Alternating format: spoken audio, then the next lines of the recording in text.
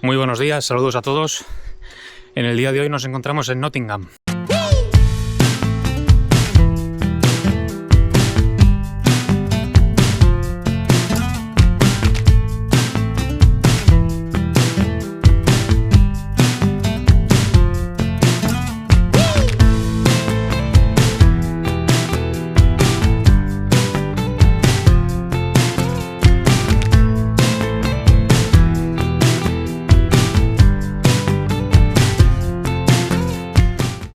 Nottingham es una pequeña ciudad medieval ubicada en las East Midlands de Inglaterra, famosa entre otras cosas por el bosque de Sherwood y por ser el hogar del forajido más famoso del mundo.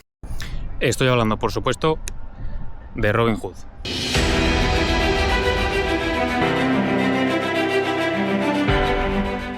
La leyenda de Robin Hood ha inspirado al cine y a la televisión desde sus inicios con innumerables películas y series.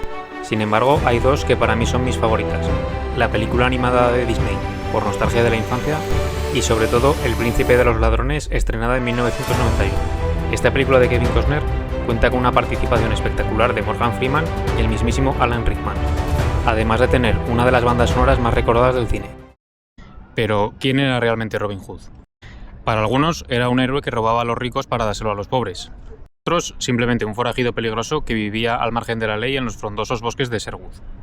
En el día de hoy vamos a descubrir por qué, después de 800 años, su nombre todavía sigue siendo símbolo de rebeldía. La primera vez que alguien menciona a Robin Hood por escrito es en 1377. En el poema Piers Plowman de William Langland, un personaje dice que no sabe de sus oraciones, pero sí las rimas de Robin Hood. Lo que significa que en 1377 las historias ya eran tan populares que cualquiera las conocía.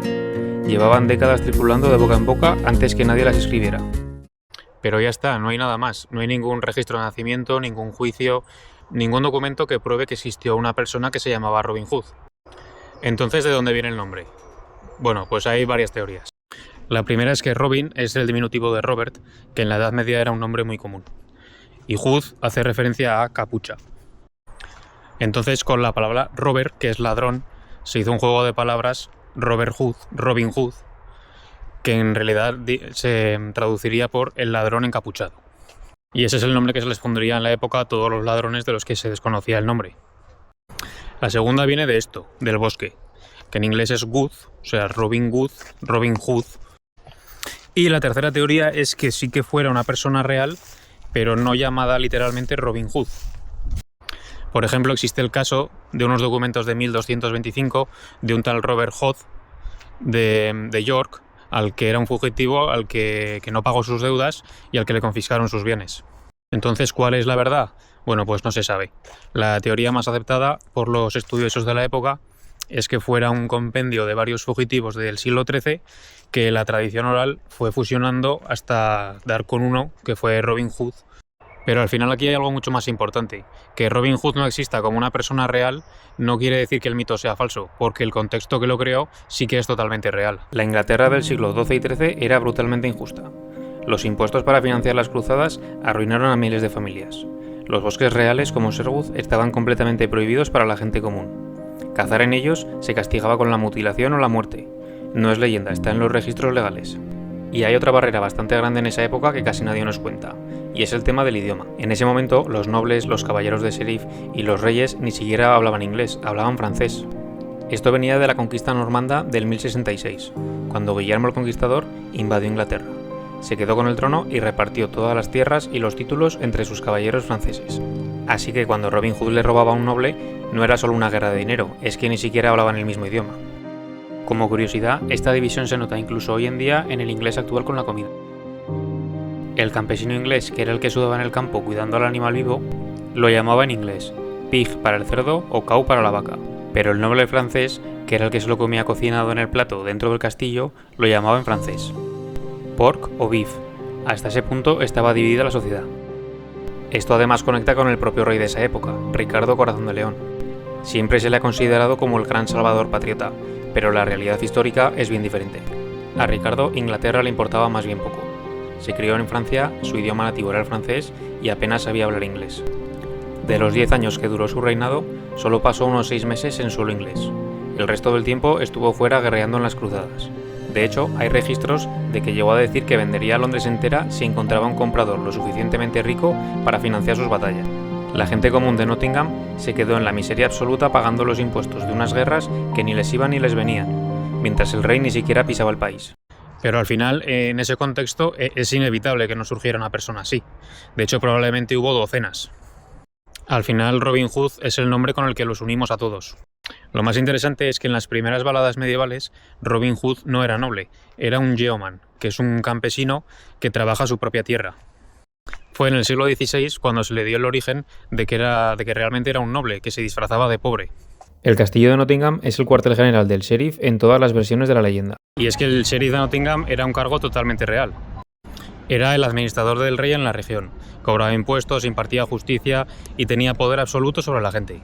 Entonces, ¿es el villano de la leyenda? Pues no necesariamente, pero sí tenía todo el poder, y ese poder podía ser justo o injusto dependiendo de quién fuera.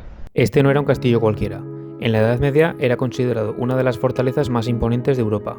El rey Juan Sin Tierra, el villano de las historias de Robin Hood, sí estuvo físicamente en este castillo. Está documentado, y el castillo guarda su propia historia dramática completamente real. En 1330, el joven Eduardo III entró por los túneles secretos bajo la roca para capturar a Roger Mortimer, el hombre que había asesinado a su padre y que gobernaba Inglaterra de facto. Ese túnel todavía existe y se puede visitar. Bueno, tengo aquí un pequeño espectador, una ardilla que también le interesa la historia de Robin Hood y quiere venir a escucharla.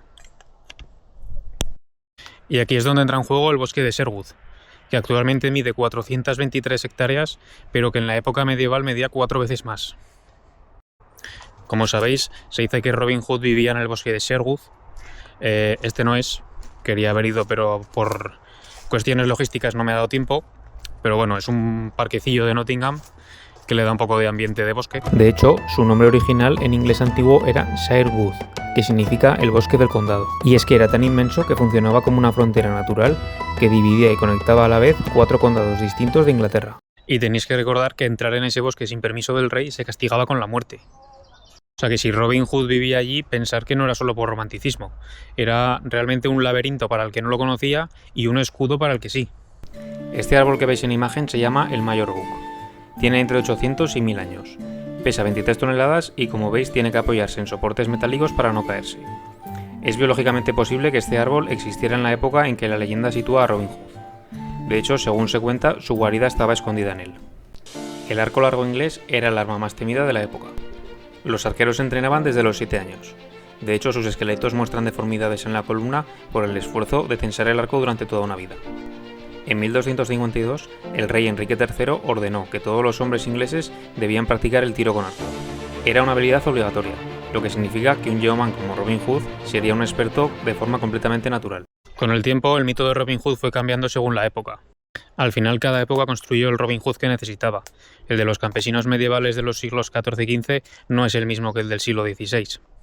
Con el tiempo también se fueron añadiendo personajes a su famosa banda, los Merry Men. Los Merry Men no eran simples ladrones de caminos, cada uno tenía una personalidad muy marcada.